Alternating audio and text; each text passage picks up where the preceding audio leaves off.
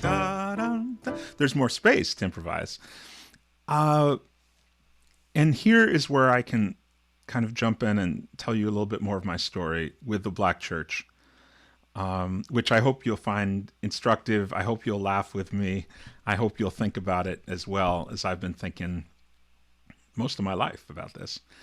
Um, so I was born in Burlington, Vermont, uh, on a cold night in January of 1967, but I only lived there for a week, and then I was adopted a week later by a family in New Jersey. And that family, my parents, Chuck and Carol Miller, who have been my parents all my life, uh, all they knew in the late 1960s of a closed adoption was, hey, there is this little black baby boy who's going to be born. Uh, can you bring him in? Now, my parents had adopted five kids and had two of their own. I have a biological brother and a sister, and my parents, and then two brothers and a sister who are from Korea, Korean American. Well, a brother from Korea, a brother and a sister, Korean American. My younger sister and I are black, biracial, and my parents are white, and I have an older brother and sister who are white. So seven kids. And as you know, adoptions were closed in the 60s. So I didn't really know anything about my biological parents, other than my mother was white and my father was black, and that he was some kind of musician. And my mother was studying to be a teacher. But, and when I come back to do another session, I'll tell you how the discovery of my biological mother in the last 3 years. That was quite a revelation. But all they knew, they were getting this little black baby boy. So I arrive on the doorstep of my family's home in New Jersey, where my father's a Methodist preacher. My mom's she's a stay-at-home mom at the time. She becomes a teacher.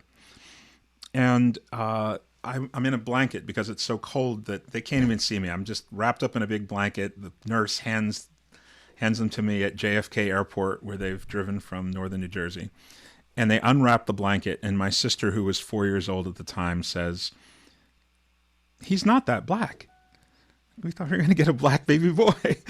So this is my older Korean sister who has since passed, but we always joked about that in our family. That was the line. That was the entrance to my family.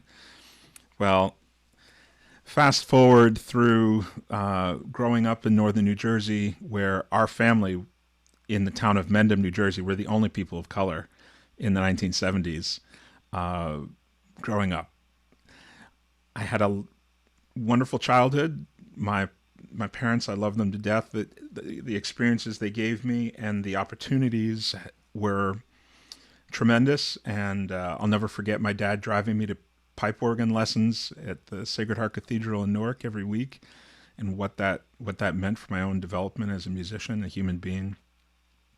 Sent me off to Yale, studied music, classical music, went to Juilliard and got my organ degree in organ performance, master's degree. And then my first job was at Convent Avenue Baptist Church in Harlem. Now, judging from your expressions, you might not realize that that's probably not the best fit for me as a 22-year-old at the time, 24-year-old, who's never had any experience in the black church. But what I knew was that, I was very capable at reading music. I could play Bach. I could play any French composer. I could use my ear a little bit, like in the offering this morning, trying to play from Coco. Remember me. Oh, I said, da, da, da, dum. But that year actually had to learn some lessons. So at Convent Avenue Baptist Church, which is a historic black church in Harlem on 145th Street, they hired me as the organist. I said yes because I had just seen Verdi's Requiem performed there in the spring of 1991, and I thought I could do this. And I think they hired me thinking, well, he's black, he must know some gospel. Well, I got there, and about 6 weeks into the job, my boss was Gregory Hopkins, minister of music, who's still there to this day, one of the great church musicians and singers, and just I can't say enough about his gifts and talents. Well, he had to leave early one Sunday morning and said, "Mark, will you play the closing hymn?" And I said, "Okay, I can do that." And so I grabbed the hymnal and I said, "What's the hymn?" And he said, "It's This Little Light of Mine." I said, "Okay, I can." And he says, "Are you going to be okay?" And he was rushing and I was rushing, and he had to go do an opera thing because he's an operatic tenor. And he said, "Are you sure you're going to be okay?" And I kind of took offense. I'm like, "I went to Yale and Juilliard. I can play This Little Light of Mine. I mean, come on, really?" And well, so the end of the service comes. This church has a balcony. It's full. At the bottom is full. I mean, I don't know, 600-700 people there on a Sunday morning. The organist, I'm not hidden away in any kind of cubby or organ pit. I'm right in the middle of the congregation, right on the top balcony above the minister. And I start playing what the hymnal says. I'm gonna let it shine. Well, after a verse of that, Reverend Clarence Grant said, "Brother Mark," may he rest his soul, he said, "Brother Mark," he looked up to the balcony and says, we don't sing it that way. We know you're new here, so we do it the other way." Kind of trying to give me all these clues. We do it the other way with more life and more rhythm. And so I said, okay. And so I started up again. This little light of mine, I'm gonna let it shine. This little light. This went on for 4 verses as the whole congregation, hundreds of them singing, "This little light of mine, I'm gonna let it shine." I didn't know that song. I didn't grow up with it. And I couldn't use my ear to figure out what was happening. So all I had was the book with the music in front of me. It was, if there was an eject button, like, so Will, you know how you felt this morning? You froze and your heart panics and just think about that over like 10 minutes, but you didn't recover. There was no recovery. And you weren't loved by a congregation that's known you, and we weren't living in a pandemic. I was the organist supposed to lead this hymn at the closing and was playing the wrong music. And if I could have left and never been seen again, it probably would have been okay. So, in fact, my first entrance to my family, keenly, I felt all these hundreds of people must be staring at me, pointing, saying, "He's not that black." And I realized then that I'd been denied a huge part of my musical education as a church musician by the colleges and conservatories and I never thought anything different. I didn't realize that there was a world of music that was right there in front of me, that my training had never deemed it necessary for me to learn. And that was my kind of wake-up call as a 24-year-old, that I needed to learn some new performance practices, which the first one meant closing the book, which was a very, very difficult cliff to a trust walk to take, because that's how I was taught that music, serious music, legitimate music that is worthy of congregational singing and being in church, sacred music, is learned by paper and reading. And well, I'm here to tell you that the Spirit of God works mighty wonders on paper and off paper, as is beautifully observed in our service today. That despite the kind of wrangling of, for me, it was Western European music, the supremacy of that was all I knew, really, as the right music, as the good music. And so this journey I've been on for the last 30 years has been to figure out ways of how to incorporate not only the music of the African American church experience, but the music I was raised with and love as well. The Bach you heard this morning, or employing Western classical understanding of theory to write the Dona Nobis Pacem, which was at the end of the service. There's got to be a place for at least the African American, the Black church experience and the European experience. It's been my passion to see where they can meet, where there's kind of a higher ground that that they can exist. It's I genuinely feel we're better when we grow our understanding of what is what's acceptable, what particularly in our worship life and our worship music, what is acceptable. I realize that a lot of times I work with people who say, no, we don't want to do that here because they haven't been trained to do it. And I want to start giving people permission to say, we need to learn. We need to learn together. So let me bring up a couple things before I open it to your wonderful questions or conversation. I mentioned Richard Allen as a linchpin of the African American independent churches. I also want to bring up Jarena Lee, but her picture isn't there. Wait a minute. Let me get her picture up for you. Jarena Lee was one of the great preachers of the late. Here she is.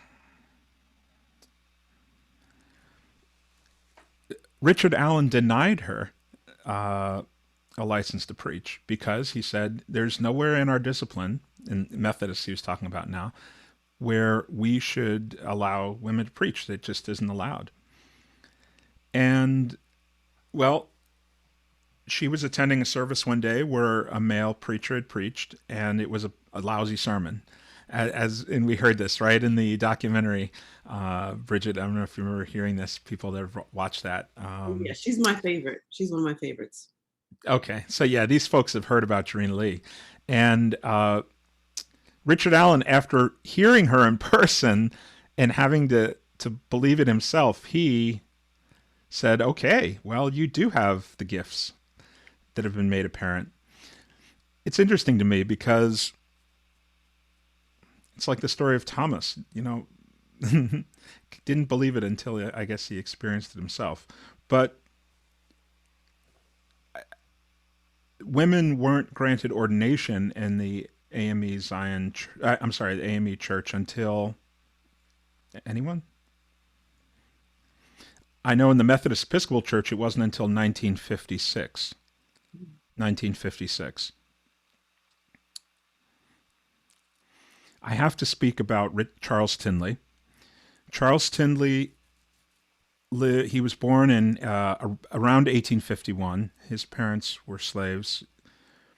He grew up in the Delaware, Maryland peninsula area. He taught himself education. He took night classes in seminary and soon became a preacher at a little forgotten church in Philadelphia, Wesley Methodist Episcopal Church. He stayed there for 30 years and became pastor to a congregation of 10,000. It was a mega church before they had it. One song that I'll share with you. Charles Tindley was an incredible, prolific author of hymns, and he would take music from the ethos of the African American experience, and write hymns that were for the people. And he had his daughter, who was an incredible singer, be able to communicate those pieces. We'll understand it better by and by. That's a wonderful hymn by Charles Tinley, one of my favorites. We are often tossed and driven on the restless sea of time. Somber skies and howling tempests oft succeed a bright sunshine. In that land of perfect day, when the mists have rolled away, we will understand it better by and by.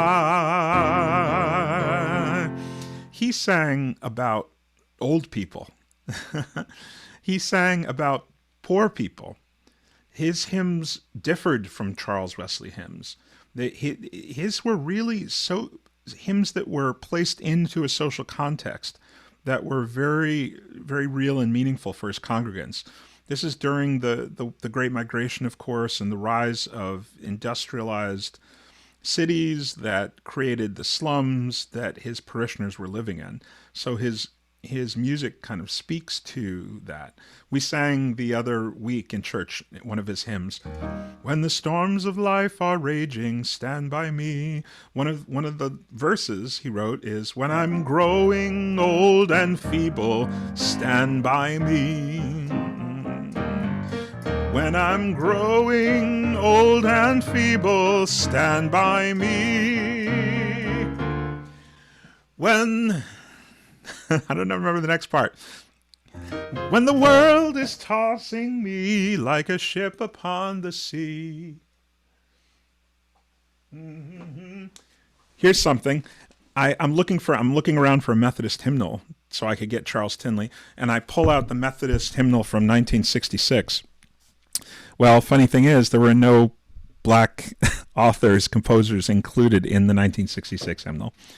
The only piece included was "Let Us Break Bread Together" as an American folk hymn in the 66 hymnal. Now, the 89 hymnal corrected a lot of that, and Charles Tinley is very much involved. Oh, yeah, the Methodist hymnal is sitting underneath my computer that's holding up the Zoom session. That's funny. Because I'm going to definitely get this one right. "Stand By Me," 512. When the night is on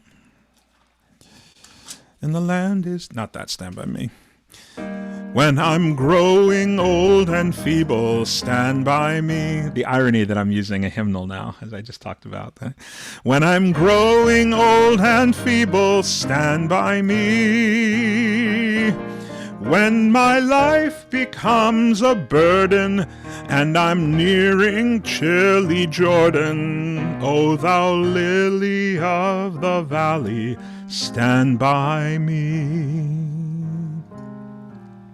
30 years ago when I first heard that, I thought, oh, that's kind of silly. I'm not going to sing this.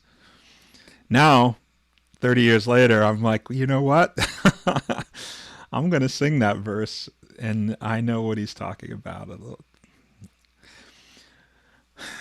All right, my friends.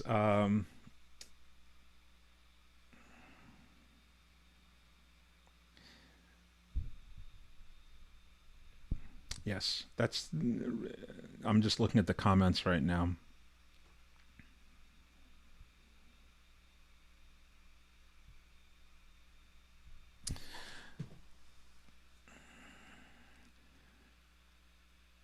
This period of history, right around the turn of the 19th century, and from the 1700s to the 1800s, there were some amazing things happening.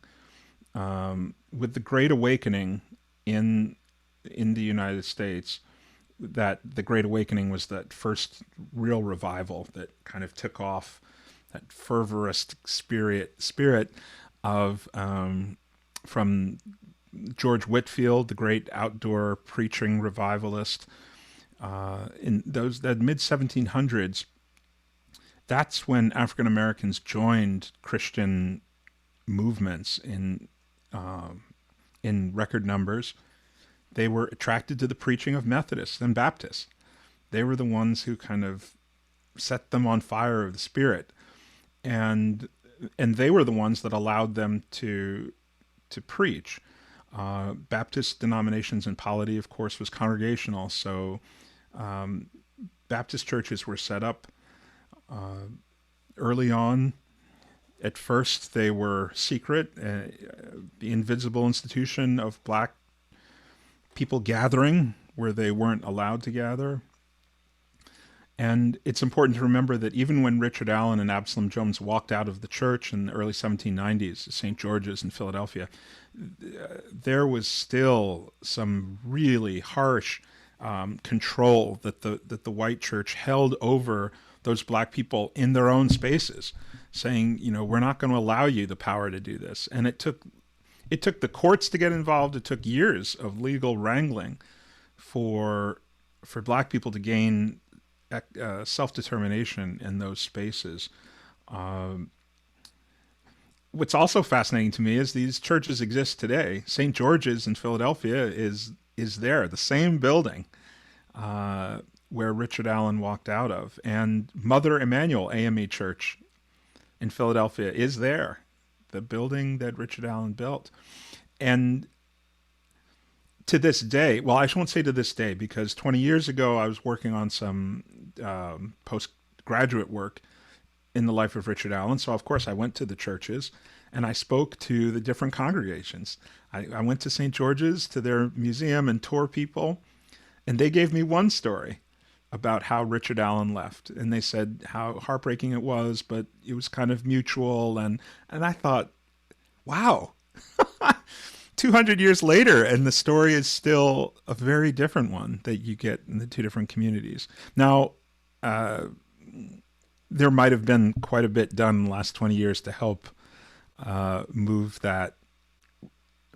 I don't know if it's going to be a reconciliation forward, but maybe a mutual respect and understanding of where we are in that particular context.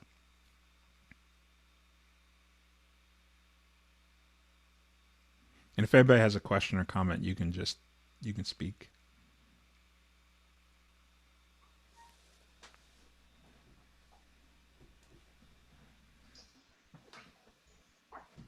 So, Mark, you talk about you being a 24-year-old and your sort of introduction to the Black church. What's your relationship been like with the Black church over your career? Have you primarily remained serving Black churches? Has it been a sort of a mix? Have there been periods in and out? Talk about that, please. Yeah, I've had wonderful opportunities to work in many different contexts. I was at Convent Avenue Baptist Church for just about a year, and came to a realization that what actually got me to it was the summer after I had gotten there, and they brought in a revival preacher who preached a sermon that was so anti-LGBTQ. I lost my mind. I had never heard anybody preach at a sermon against gay people, and I was an out gay person at that moment, and I still am. And I said to the pastor, the senior pastor, and the music director, I said, I can't stay in a place that would condone someone to come here. And they're like, well, we would never preach that. This is just the guest preacher. I'm like, well, I can't do it. And it was painful for me, because in so many ways that church gave me a piece of who I was, big piece. And oftentimes in that congregation, there were moments that I'd never felt so deeply like I belonged. And yet at the same time, I was in my early 20s and thought I knew everything. And I needed to. So I worked at St. Charles Roman Catholic Church, a Black Catholic church in Harlem, for 2.5 years. And then since then, I've itinerated as a good Methodist through a majority white congregations I worked at Riverside Church for 2 years. I worked at Marble Collegiate Church, where I tried to embrace that was both at Riverside and Marble were both places that the diversity of the community helped me figure out how to write music that was going to speak to a new community, not European music, not black church music, a new music that could speak to a new community. Which means I've always kind of felt like W.B. Du Bois has said, that double consciousness, or that foot in two worlds, never feeling quite at home.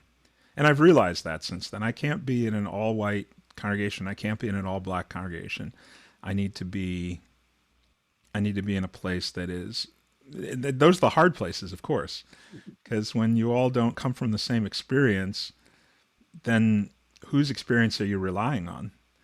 And the trust involved, and the ability to, the ability to see beyond your experiences is really important. And so since then, it's funny, Otis Moss, the preacher at Trinity Church in Chicago, he came to Drew a couple of years ago. We had known each other and kind of worked in different conferences together. And he came and kind of experienced a couple of days of how I lead worship. And he said, "You're coming to Trinity UCC," which is, Trinity UCC Chicago is a major African-American congregation. And he's like, "You have to come and teach us what you're doing. Like, we have to get there." And I was delighted and terrified, because like a lot of triggers that sitting on the organ bench at convent comes back to me in tough ways sometimes, but it's kind of believing in, that, okay, God has something for me to share that's not from, based in one perspective, but as long as I can share it honestly, I think it could. So, yes, since those days, I've had interactions with folks in the movement. William Barber playing some music for him but these spaces are, they're not black church spaces necessarily. I mean, so yeah, and the church I'm at right now is 65-70% Anglo, but it was 90% Anglo 10 years ago. And it's deliberately moving in a direction. And that's all tied into how we worship. I mean, it really is kind of a close to the heart thing. I have a quick Yes. question. How did you get started in music? And do you feel that at your age now, that your musical career has something to do with your dad, even though you may not know who he is? Yes. I got started in music, well, certainly before I could read and write. My parents said that when I was 4 years old, I would run up to the pipe organs at the end of the church in our like little white clapboard house church, and just delight in the sound that was coming out of those pipes. I mean, that really spoke to me in a way that I couldn't even comprehend as a child, when I wrote that orchestration, "To dust I am, to dust I shall return," at the end of that epicness, that, kind of huge envelopment of sound, that's where I get that from. It's the organist in me. And I took piano lessons just like all my other brothers and sisters when I was 6 or 7. I hated it. And it wasn't, at 10 years old, my piano teacher died suddenly of a heart attack. And I thought that was sad. But as a 10-year-old, I thought, this is amazing. No more lessons. And my mom said, "No, we're going to get you a new teacher." I had a temper tantrum. And my mom just sat there looking at me and just said, "Okay, we're going to get you a new teacher." And thank God for her. Because around 12 years old, I had the experience of like Helen Keller and Annie Sullivan, her teacher, like trying to tell her that the water pouring through her hands is the same thing that I'm signing, WATER, which means water, and that definitely happened for me. Like hearing the music, seeing it on the page, and just, I thought, oh yes, and I can have independent thoughts and let the music flow out of me. So that, that really, at 12 years old, it happened for me in a big way. And my father, my biological father, I did find out his identity. And he passed in 2012, but was a DJ and drummer and singer of sorts, and was friendly with people like James Brown and Shirley Caesar. And because of his radio disc jockeying, lifting up the voices of black folks on the radio and giving them a career is kind of how he got to know, including people like Wolfman Jack. I mean, it's kind of, I haven't done more research into that over the last few years, but It's good to know. It's very good to know. Thank you. Thanks, Pat. How has the music evolved in the AME Church and the African American Baptist Church? Have they moved together? Have they diverged over the course of the last 100 years? Yeah, that's for next week too. But oh, sorry. But no, it's a great question. I mean, there's the hymns and singing hymns is still kind of for many AME churches. That's something that's important. Not for every, but it's, the fact that Richard Allen had a hymnal meant that we're going to sing something out of it. And so hymns are kind of that like connection to something that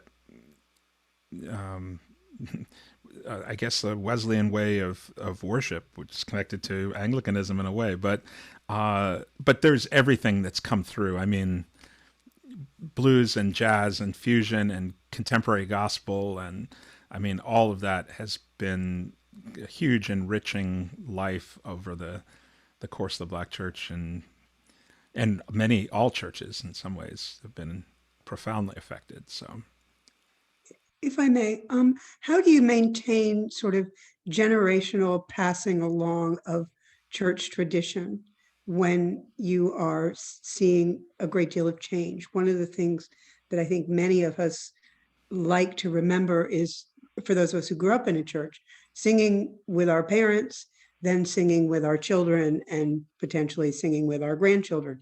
And there is a coming home in singing songs that we've known throughout that life. Absolutely. I found it more than ever with the pandemic to be able to, it's funny, I didn't this morning, I mean, I just glanced on His Eyes on the Sparrow, but I'm a big believer in feeling that as new traditions are nurtured, because we have to have new traditions, we die, that you have to preserve something of what came before and what made you. So, for me to remember Blessed Assurance, or It Is Well With My Soul, or Amazing Grace, or Holy, Holy, Holy, or Come Thou Fount of Every Blessing, or, there's hundreds that I would need to, but there's some also I've had to let go, because I'll no longer have us sing the Old Rugged Cross in church, because it theologically doesn't resonate with where we are as a congregation. Maybe from time to time I'll have a cello play it or something, and have people hear it. But but at the same time, it's been hugely humbling for me to see, you know, from 20 years ago, a kid who was in their teens and are now in their 30s, and they're like, Mark, your music means it connects me to who we are, and to watch that kind of like they're teaching it to their kids, and so that I want to build that as well, and see it happening too.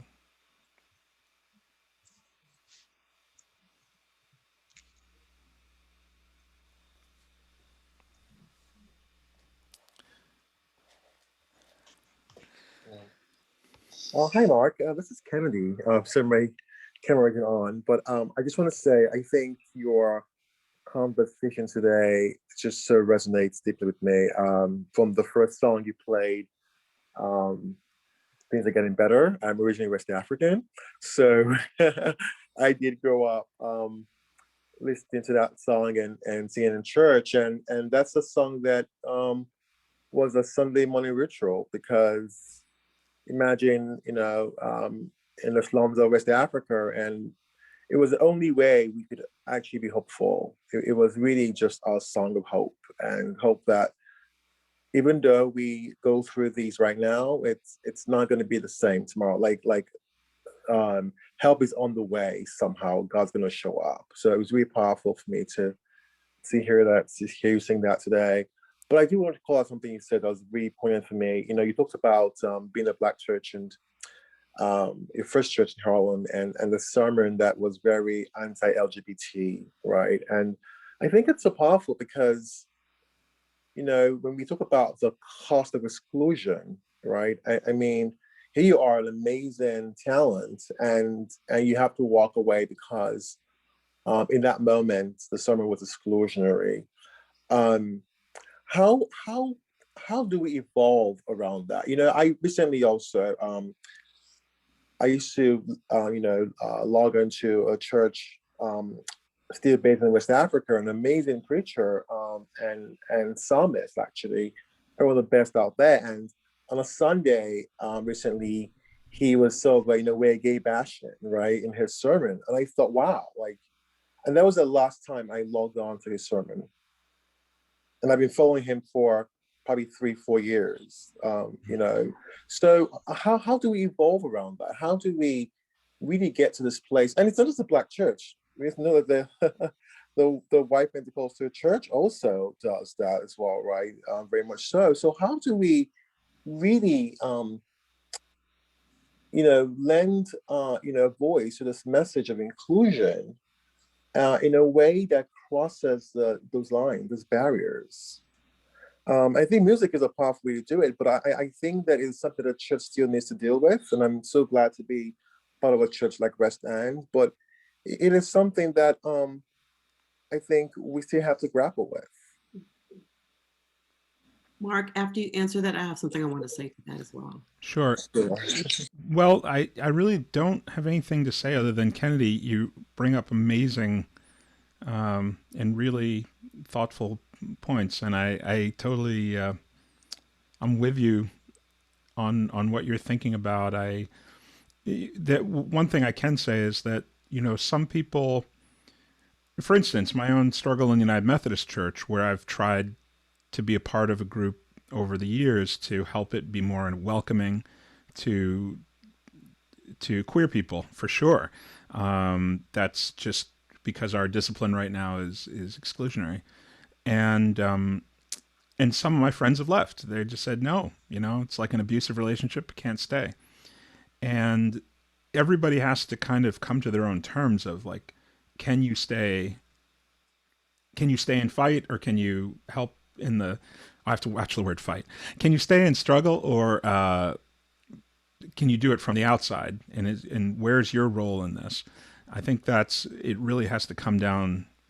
It has to come down to that. It just like in the time of Richard Allen, not all the Black people left that church. That was pointed out to me a number of years ago, that not all Black people left that Methodist Episcopal Church. They stayed because they're like, we're going to help change it from the inside. So we need powerful folks. We need folks from all around, and nothing stays the same without everybody's help. Just even looking in the modern times, the civil rights era, if it wasn't for white folks helping in the struggle, it wouldn't have gotten done. If they weren't helping, partnering to see it get it done. So yeah, but it's a hard question, Kennedy. I hear what you're saying. Find belonging. And who was it, Barbara? I think it was, I know I wanted to just jump in on there. Yeah, Bridget. Just that is something to me that's a particular, that's a particularly nasty aspect of the church, the way that we can recognize the gifts of our queer brothers and sisters and people and use those gifts as choir directors, as singers, as lead singers, as musicians, and harm in such a profound way through sermons, through preaching, that doesn't affirm or that condemns and makes queer people feel like they're not worthy of God's love. But there's also the sin of omission, of not dealing with LGBTQ issues at all. Like, we're not going to talk about it. We, that love the sinner, hate the sin. Let's not even deal with it. So that's one of the things that I knew. That was part of the reason why I went to seminary, because I wanted to be able to have a foundation for my advocacy or my allyship. I wanted to be able to say, well, actually, I want to talk about Leviticus. We'll talk about Leviticus. You want to talk about how you want to talk about marriage? We'll talk about the 50 different types of marriage. Let's talk about rape and incest. Are we, so I wanted to be able to push back in that way from a foundation of intellectual ability, intellectual and foundational scholarship. But it's just interesting that for us, just as Black people in the Black church, that gift, our musicianship, our ability to be creative in the worship space, sometimes that gift has been misused. And that's just the way that systems of oppression work. People who have been oppressed end up oppressing others. The church, the Black people having to leave a church where they're not affirmed, end up, condemning women as preachers, making these establishing or continuing systems of oppression, even as they seek to break their own chains. That's very powerful. Thank you. Thank you both. Yeah. Thank you.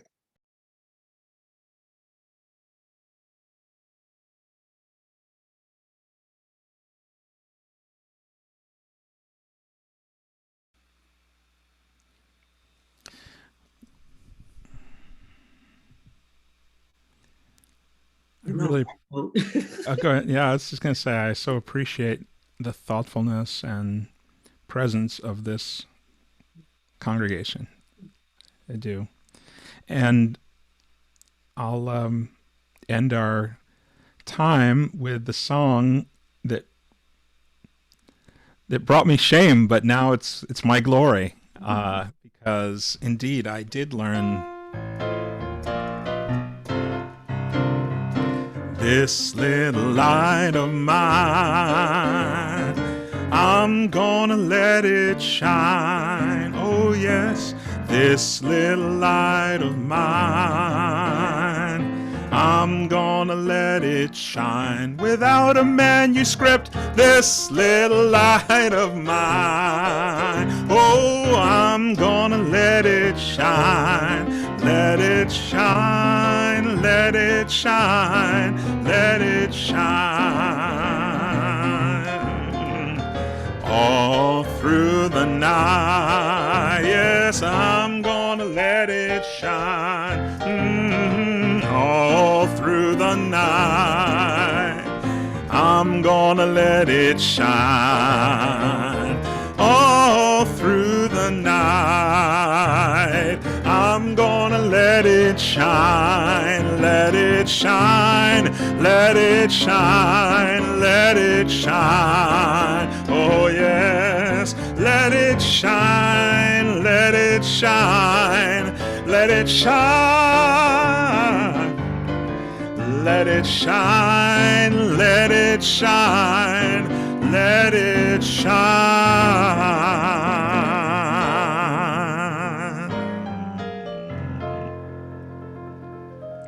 Amen.